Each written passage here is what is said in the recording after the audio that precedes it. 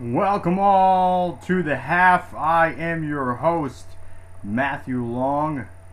You can get me at Matthe Long Sports.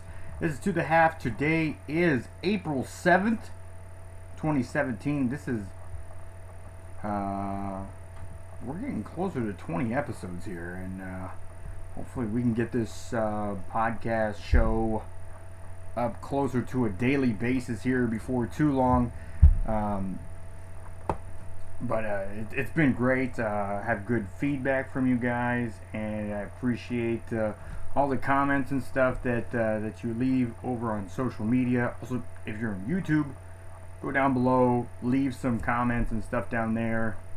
You'll see a little logo here towards the end of the show. Click on that to subscribe, or just anytime down below. You're always good. Hit subscribe. We have a couple different channels now. You can see us. A phone call. You got a couple different channels now on YouTube. You can get me directly on YouTube at Matthe Long Sports, or you can see this show on To the Half. Or I'm sorry, we don't have To the Half yet. Sorry, work on that.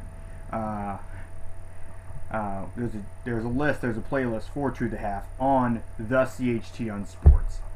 You can also head over to the website thechtonsports.com, where you can hear all this show. You can hear all of the Cold Hard Truth on Sports radio show that's every Tuesday from 8:30 to 11:30 with my co-host Kevin Crest. You can hear over there the Boxing Source, hosted by James Bell, every Sunday from 8:30. From 7:30 to 9:30 over there as well, and we have a plethora of articles and content and stuff over on the page that is just wonderful. So definitely head on over to thechtonsports.com, check out the page, follow the page, bookmark the page, wrap the page up and give it as a gift. I don't know. Do whatever you do with pages. And even though the federal government will allow us to sell your browser history, we will not do that, because we just want you to come read our stuff. All right? Trying to keep it simple. So we got a good show for you today. The first segment, I'm going to go over the Tony Romo replacing Phil Simms. Yes, I know a lot of people have opinions on that. I'll give you mine. I really haven't shared mine to this point. I'll give you mine. In the second segment, I'll go over the state of Richard Sherman. There has been some swirling rumors of him being traded. And I'll let you know if the team was actually trying to shop him around or not. And finally, I'll get into a little bit of Masters talk at the end of the show. We are on the second day of the Masters, a couple hours in already. So, helicopter going over the studio. It's awesome. They're trying to find me, but I'm inside. Stay clear from helicopters. Stay inside. That's my public service announcement for today. So, as we know, the retirement, kind of Tony Romo was announced this week that he won't sign, he won't stay with the Cowboys. He plans on retiring, and then they released him. They released him this week, so he's not, his rights are no longer held by a team. He was offered and accepted the job to be the lead color analyst for CBS Sports, alongside Jim Nantz, which we know Jim Nantz and Phil Simms haven't always got along, haven't always meshed. So it's one of those things. So many people are saying it's so wrong that Phil Simms is losing his job that he's spent, 14 NFL seasons, 12 NFL seasons. How many is it? It's a bunch. Over a decade in the NFL, So he's losing. Phil Simms has been 20 years in broadcasting, so he's losing his spot. Veteran broadcaster Phil Simms is losing his spot for 20 years in broadcasting experience to a guy that is an inexperienced rookie, has no broadcasting experience, professional broadcasting experience to note of, and he's going in as the number one guy, the lead color analyst, and I find just irony in that, because Tony Romo literally just lost his job to an inexperienced rookie with no professional experience to be heard of. If you can't sit back and say, that's kind of funny, then you have no sense of humor. Tony Romo he's good on camera, he's good in interviews, he's fun to talk to, he's not shy about sharing things, he knows a lot about football, he's good interacting with people. So those are some of the things in broadcasting that you want to see. Now, when I sit here and I talk to the camera and you guys listen to what I'm saying, it's much different than being on a set in a studio, doing play-by-play, doing color commentary. It's very, very different. It's even more different than stuff like me being on the sidelines, getting an equipment as a reporter. It's more different than that. And if there was just a radio, and that'd be even more different than that. So there's different setups and structures and ways that you go about it. Even when we see these pundit shows where you have everybody's an analyst and everybody's a pundit, for lack of a better word, they're giving you their opinions. These opinion-based shows that we see where we have a bunch of ex-athletes and one broadcaster, and they just talk about the game. What do you want to see? Who are you predicting?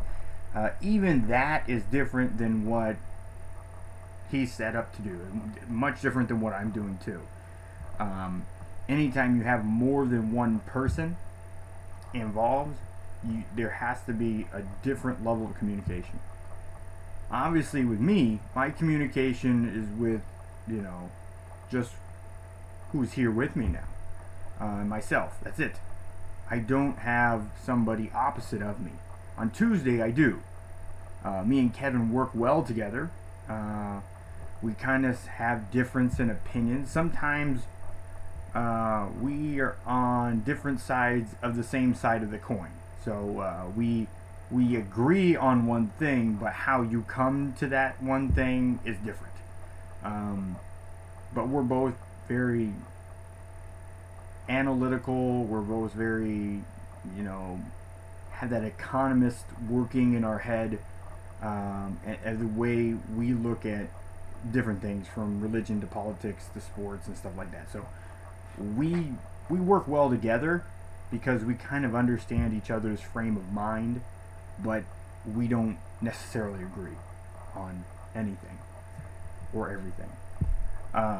So that's what makes it a little bit different, but we communicate with each other pretty well, and what we talk about seems to really resonate with you guys. So when I do my own stuff, I can just go on and talk about it. Now, with Tony Romo, I don't know how much experience he has with Jim Nantz and how many conversations he's had with Jim Nantz. My personal belief with Tony Romo is he should now spend lots of time with Jim Nantz. Get to know Jim Nantz. Know him on a personal level. Create that familiarity and comfortability that he needs. And understand having conversations with him and listening and watch the tape. You guys laugh. Go ahead, laugh at it. Watch the tape. It doesn't matter if you're a professional athlete, a professional broadcaster, if you're a comedian, what it is. There are hits and spots and points in time where somebody they have inflection in a different way. maybe you can, if you listen to people, there's a certain points of times where you know with the direction the game's going, you know when he likes to call first and 10. On first and 10, he may have a go-to little tidbit, a fact.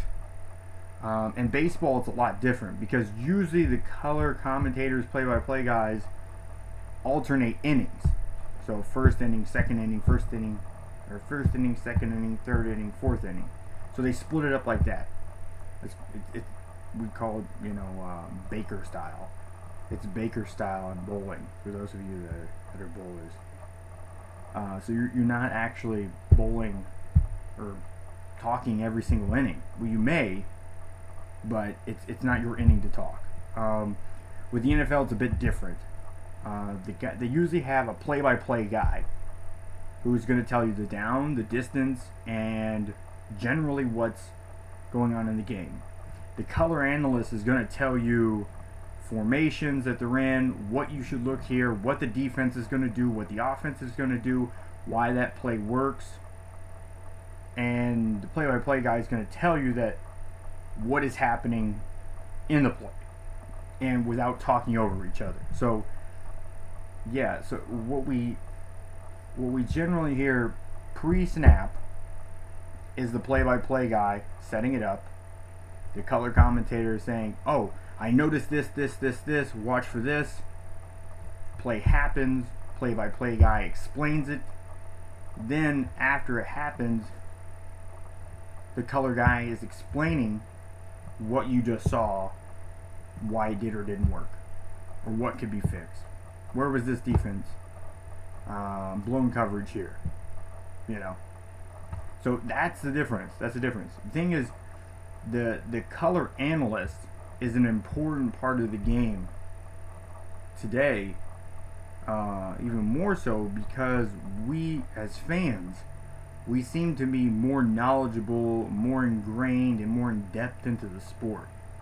So to be able to have somebody to digest what we just saw and highlight why it was good is helpful. Again, it sounds like archaic type of thing, saying, wow, this guy did this and he did it well. You just saw that. This is what you just saw. That happened right now. Now we're going to do it again, but differently, or the same. Oh, he did it, and he did it better. It's weird to think that that sort of thing is necessary, but it really is with lots of different things. So sports is probably the most notable thing, but each sport is different, and the way that it's commentated. So Tony Romo, I don't expect him to come in and just do great. I wouldn't expect that. Should he do good? Hopefully. He's going to probably be in a situation where maybe he'll make some of those historic comments. They make jokes about John Madden. Frank Caliendo does an enormously good, spot-on impression. If you don't know who Frank Caliendo is by now, you're clearly living under a rock. You gotta check it out. Mine isn't as good, but where John Madden be like, if the flag is thrown and there's no mistakes, there's probably a penalty, which is true. He threw out a lot of things that were like, and he runs past the defender into the end zone. It's probably going to be a touchdown. It's over the top, obvious sort of stuff. Phil Simms is known for saying some of the things similar things like that, again in joking. One of his famous lines is, for it to be a forward pass, it's got to go forward. Or, it's a good time out for the Denver Broncos because the clock stopped. People make fun of him because of those things, and there's actually a whole Twitter page that has 40-some thousand followers that's called Phil Simms Quotes, which I don't follow, but I probably will after this. I like, there's one page out there I like. It's Sports Quotables, at Sports Quotables. That's my favorite sports quotes one, because it kind of ranges all over the place. So I like it. So go follow it. Good place. Free plug for them. But we're sitting back saying, okay, what's up with Phil Simms now? I mean, they dissed him. Well, we also have to understand that Phil Simms did something that had the scent of this. Maybe not just like this, but he had something to the scent of this that he did to the way he treated ESPN. Now, in any industry, when you break industries down into industries are small. You are going to run into people on a semi-regular basis. It's just how it works. It's a small community, I'm a big advocate of, networking and getting along with people. How can I help you? And hopefully you can help me. I don't know. I'm more of the pay it forward. And when it's my turn for it to come back around, I'll catch it then. That's me. Maybe that's why I'm sitting here today and not on ESPN or on Fox or on CBS. I don't know. Maybe that's what it is. I don't know. That could be part of it. But that's who I am. That's my character.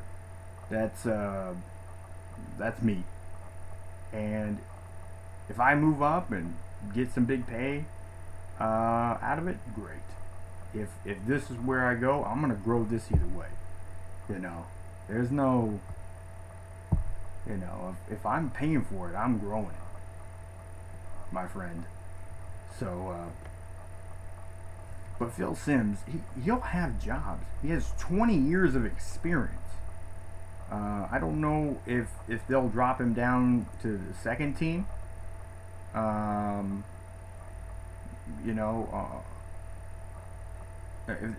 With Greg Gumbel, they drop him down with Greg Gumbel.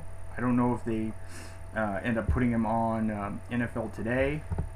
Tony Gonzalez is departing from that show, so I don't know where they might put him. They haven't clarified any of that. But he'll have a job there. I know from his agent was asked by Forbes. His agent, Steve Rosner, was asked by Forbes, and basically he said, hey, he has a multiple years left on his contract with CBS. He didn't get fired. He's going to honor the contract from what they see, from what they know now. Now, they can agree to dissolve that contract, or he can go with a competitor and they'll absorb that contract, or they can determine if they want to release him or what. Again, everybody's contract is different. That's the odd thing about about some industries. Now, they say it's usually like a 90-10 rule. 10% of the people in any given industry make most of the money, and 90%, or 80-20, so 80-20. So 20% in the industry make most of the money, the other 80% occupy the most of the space. So I'm a space occupier because God knows I'm not making the money yet. But I'm up for it. Right? So we can't feel too bad for Phil Simms. Is it kind of blindsiding? Was it kind of like, wow, that sucks, man. I worked my way up to this point, and CBS made a business decision that thought they could get more viewers. They got somebody that has coming off of that's high in popularity right out of the NFL. That's good with people. He sounds good in interviews. Is he going to be good at analyzing? He's very knowledgeable. So kind of looking at the formula, not knowing what the answer is yet, because there's variables that we can't control, one would assume Tony Romo is going to be pretty decent. Maybe not at first, but eventually he'll be pretty decent. Will he be great? I don't know. There's not many guys that are great at any one thing, you know. Look at the NBA. We talk about MVPs, which if you look at statistics and metrics and value proposition, like who's more efficient, you're going to look at Greg Harding. You know, you're looking at Harding. I'm sorry. Been one of those days. Not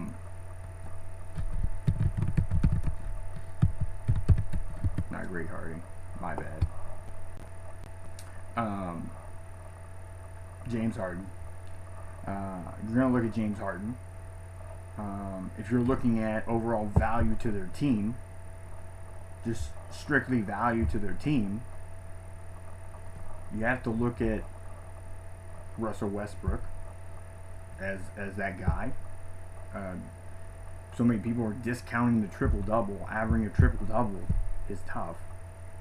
LeBron still hasn't averaged a triple-double for the season. I would argue that he hasn't cared to or wanted to or tried to.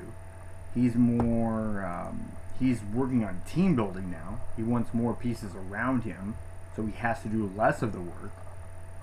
I'm not going to argue here, is LeBron the MVP every year? I mean, you could definitely make that argument. I'm not going to discount it. I'm going to say you could definitely make that argument. But any of those three guys, Steph Curry is actually having numbers statistically that's right up there with his previous MVP seasons and right up there with the three guys that we're already talking about. So had they won a title, would the writers and pundits and people with a vote, maybe are they going to be leaning more Steph Curry? Possibly. But he's right up there too. So those four guys in the NBA are really at the top of the NBA and are the guys that most people are looking at, should they be the MVP. Those are really the four that I see.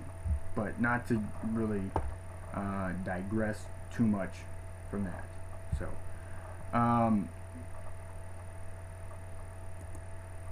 but as far as Phil Simms goes, he's not out of a job. He's still going to make a whole lot of money no matter what.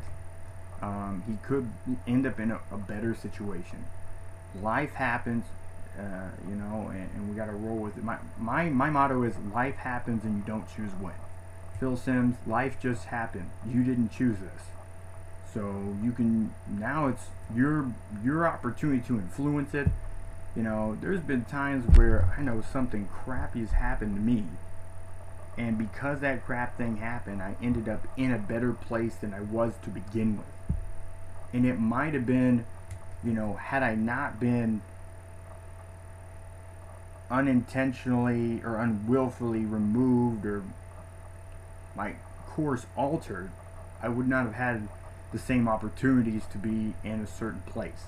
So we never know exactly when things will happen. So, you know, if we just take this concept of thinking that we have control and just let it go, like the Disney song,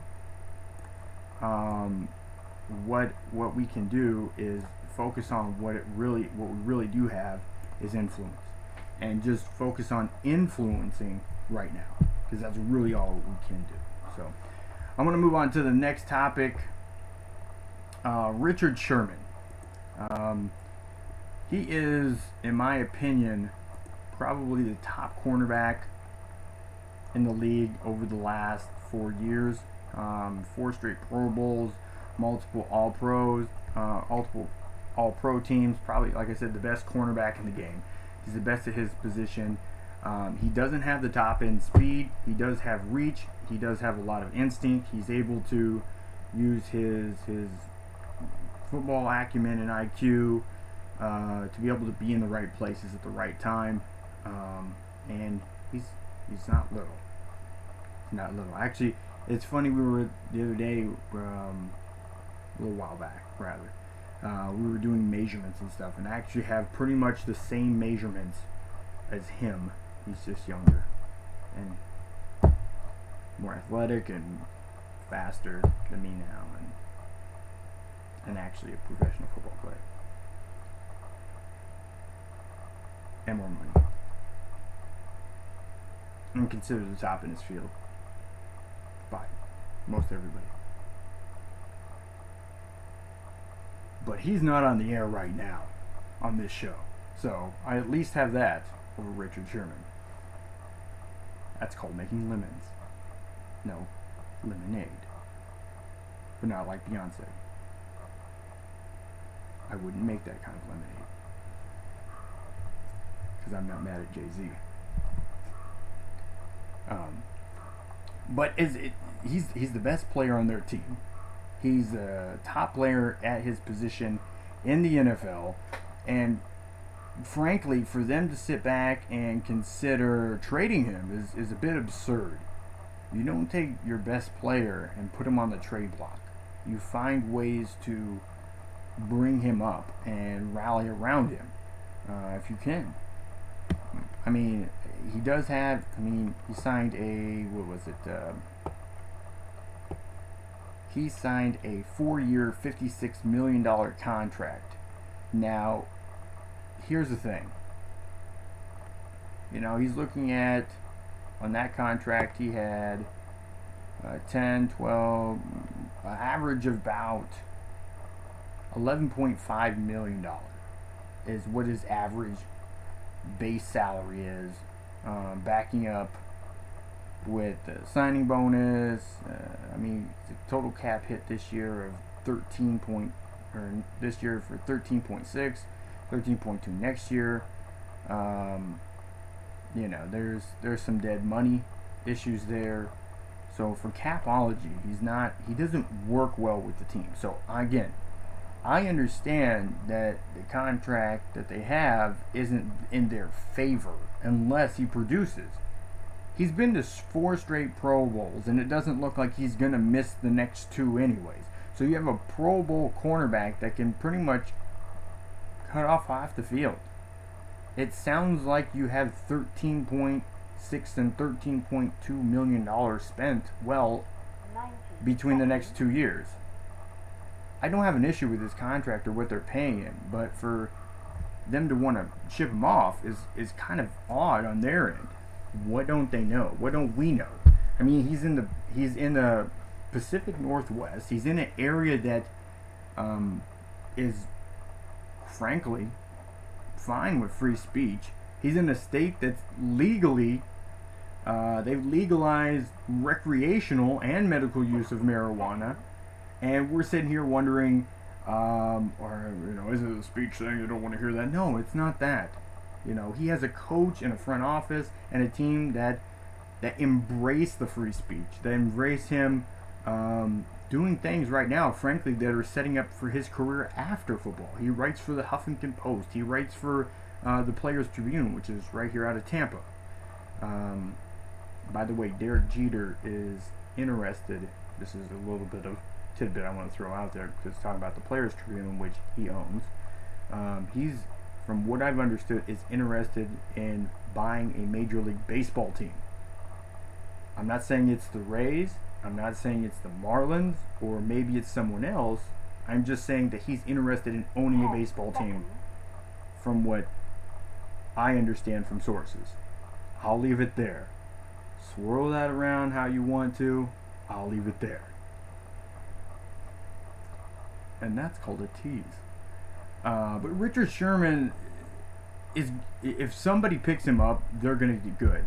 They're going to be good at that position. They'll solidify a position by taking that contract on. But here's the thing is, with having a max deal, being at that time the highest paid player at his position, and them wanting a first round pick. They want a very good player, from what I've been told. They want a very good player and a first round pick for Richard Sherman. That's a lot to ask out of a team. So you're losing a key asset, and you're losing a potentially key asset or high productive player, because it's a first round pick. All those guys should make the roster and probably be starting in a year or two if you're in the first round. Hopefully you excel after that, but it's that's giving up quite a bit. So that's productivity, that's potential. I mean, we can look at the Jones, the Chandler Jones trade between the Patriots. I talked about this on the show a few weeks back. When the Patriots traded Chandler Jones away for Cooper, an offensive tackle who didn't pan out, they ended up cutting. They ended up also getting 2 draft picks, one of which it was an offensive lineman who's worked out really well for them. So it was still a win-win for both sides. Now, in this, the rumors are the Patriots are interested in trading for him. Now, he has 2 years left on the deal. Now, they paid they paid Darrelle Revis, I think it was $20 million for 1 year. They took that. They decided for 1 year to pay him that. So is it unheard of for them to pay this money for him? If they don't retain Malcolm Butler, they could. But I've heard mixed reports on are they or aren't they interested in him. The Patriots before the draft are not going to tell you exactly who they're interested in, because they don't want you wondering or thinking about who they're going to draft. It's silly season. It's smoke and mirrors. Are they interested in him? Obviously, who isn't interested in having him? But at what price? What are they willing to give up? I don't know. So that's stuff we have to watch and wait and see what's going to happen there. But he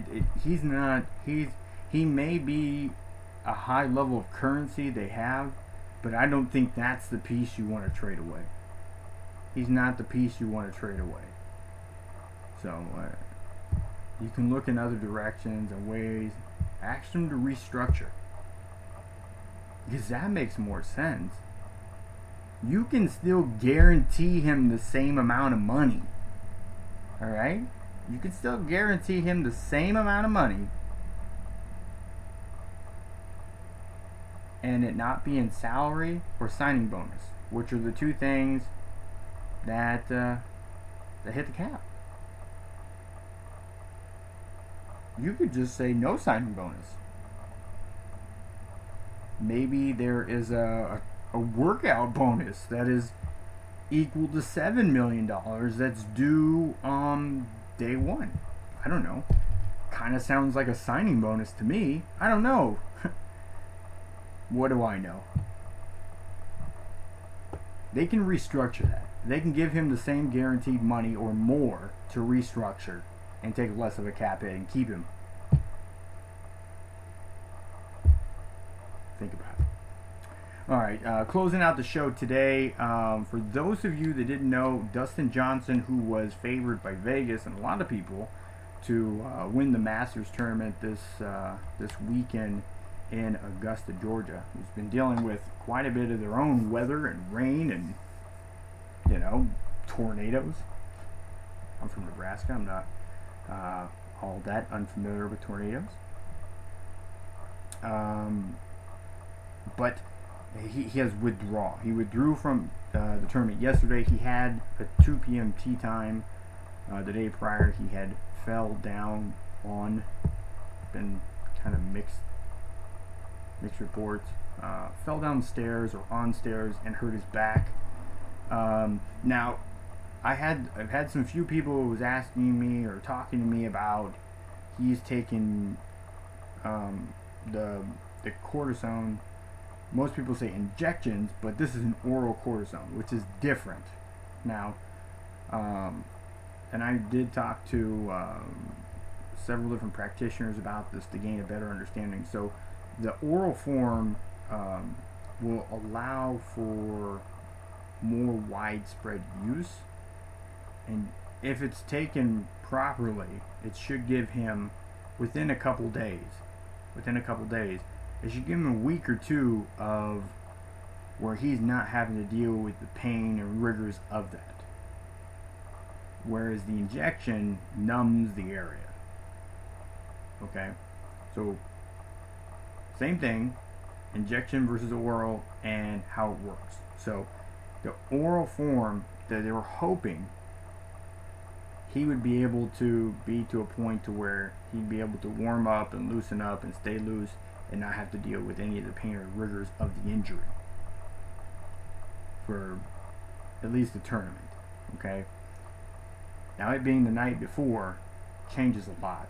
Like I said, one of the physicians I talked to, one of his NFL guys, took the oral a couple days before, and then again, it worked great for 2 weeks. So, that's the same. Everybody's body is different, and how you're going to react to things are going to be different. So, it's not something to where it's something it's not going to work. So, would he go off next week or in the next 2 weeks? Maybe, probably, I don't know. But it's something to keep an eye on. As far as the Masters tournament goes, I know it's funny. I was listening to a broadcast this morning, and the fans and people in the media, not like uber golf fans, but the casual fan and people in the media. I mean myself, I'll include myself, are fans of Tiger Woods. So I heard someone ask, they were talking to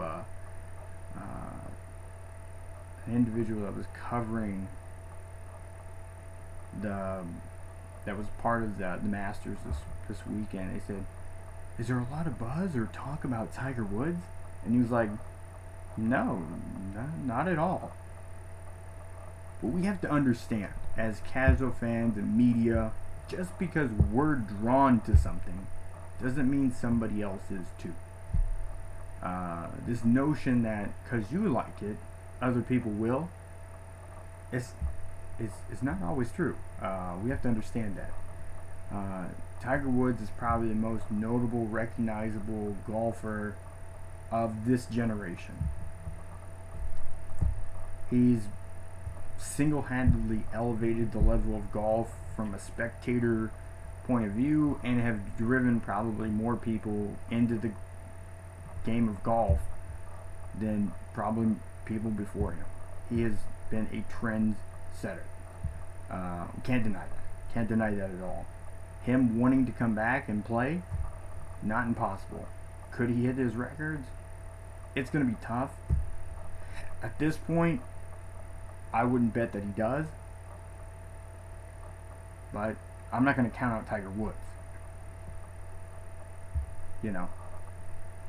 Golf's just one of those games. I mean, I was in the Villages just a couple weeks ago. I mean, I followed the Daily Sun as well. I mean, this is a community that's 55 plus, and almost all they do is golf. I mean, this is a community where most people own a golf cart, and these are some swagged up golf carts. I mean, there's golf carts that looks like Rolls Royces. I saw one that was a Seminoles golf cart. They just pimp it out. I haven't seen Bubba Watson's hover cart yet. I want to see that. I want to get on that. That has to be flipping awesome. It's like having a bumper car you can drive everywhere. I imagine that's what it would be like. I don't know. But no, Tiger Woods isn't there. There's not a buzz about Tiger Woods. They're focused on the guys that are playing.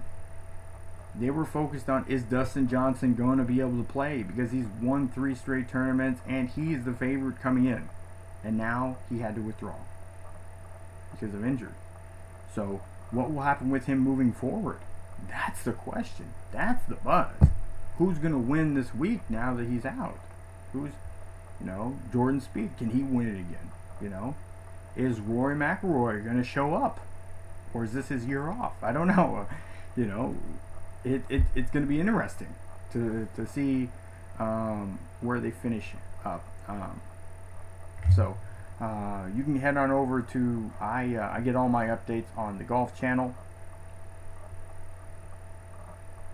So I'd say head over there, keep an eye on them. We got today, a couple more days left of this tournament. It's probably going to be a very interesting one because of wind and acclimate weather. So it's tough to judge favorites.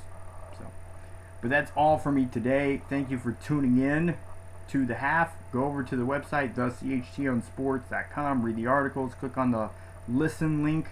Listen to this show and all of our other shows that you can hear on the network, either over on BlogTalkRadio on the GoLong Media Channel, or over on Spreaker, on SoundCloud, on YouTube. If you're on YouTube, subscribe. If you're not on YouTube, go to YouTube and subscribe. Where else? iTunes. Did I say iTunes? SoundCloud. A bunch of places. Hopefully here in the next couple months we'll be able to have it on iHeartRadio and TuneIn Radio as well. So we're looking forward to growing the show, growing this channel. If you are a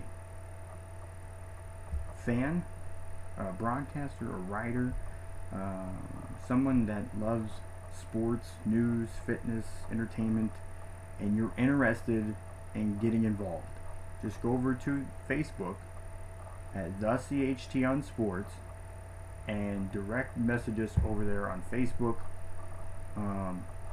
and we'll either myself or someone will get back to you if you're interested in joining the team and learning some more how you can contribute. So, but that's all for me today. I'm out. I'm headed to Lincoln, Nebraska.